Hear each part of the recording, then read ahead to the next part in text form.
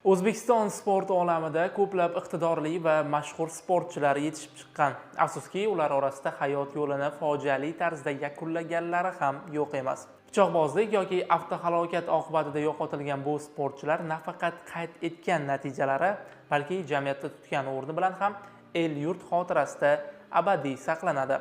Biz mana shunday baxtsiz hodisa qurboni bo'lgan mashhur o'zbek sportchilari Murodxon To'rayev, Jamshid Kenjayev, Elbek Rahimov, Diyorbek Rahimqulov kabilarni yana bir bor xotirlashga qaror qildik.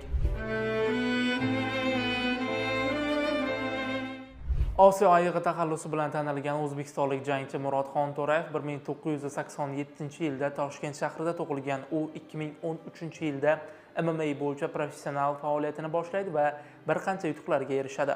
Eng yodda qolarlilaridan biri Rossiya prezidenti Vladimir Putinning shaxsiy qo'riqchisi Yevgeniy Yeroxinni oktagonda uxlatib qo'yadi va mamlakat rahbarining hayrati va olqishiga sabab bo'ladi.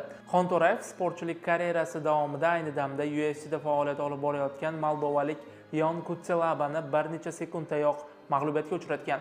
Uning jang uslubi ko'pchilikni hayratga solardi. Sababi u og'ir vazn toifasida janglar o'tkazganiga qaramay, oyoq bilan juda talafotli zarbalar yo'llardi. Ayniqsa uning oyoq bilan aylanma zarbasi, ya'ni round kick bilan ham ancha tanilgan. Murodxon To'rayev professional faoliyati davomida 15 ta jang o'tkazib, shundan 12 ta g'alaba va 3 ta mag'lubiyat qayd etgan. Sportdagi ulkan natijalaridan keyin Murodxon To'rayev O'zbekiston aralash yakka kurashlar sport turlari assotsiatsiyasi vitse-prezidenti etib tayinlandi. Obro' e'tibori ortganidan so'ng uning dushmanlari ko'paydi.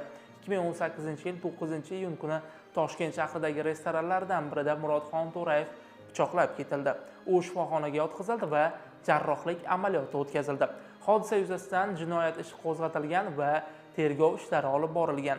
Lekin Xon To'rayev mardlik ko'rsatib, ushbu jinoyat bo'yicha da'vo arizasi bermagan va suddan jazoni yengillashtirilishini so'radi.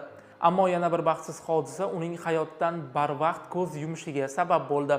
Aniqrog'i 2021-yil 19-iyul kuni soat 11:30 larda Toshkent viloyati Bo'stonliq tumanidagi 4B12 avtomobil yo'lining 68-kilometrida Xon To'rayev boshqaruvidagi BMW X5 rusumli avtomashina Lacetti rusumli avtomobil bilan to'qnashib, yo'ldan chiqib ketib ag'darildi.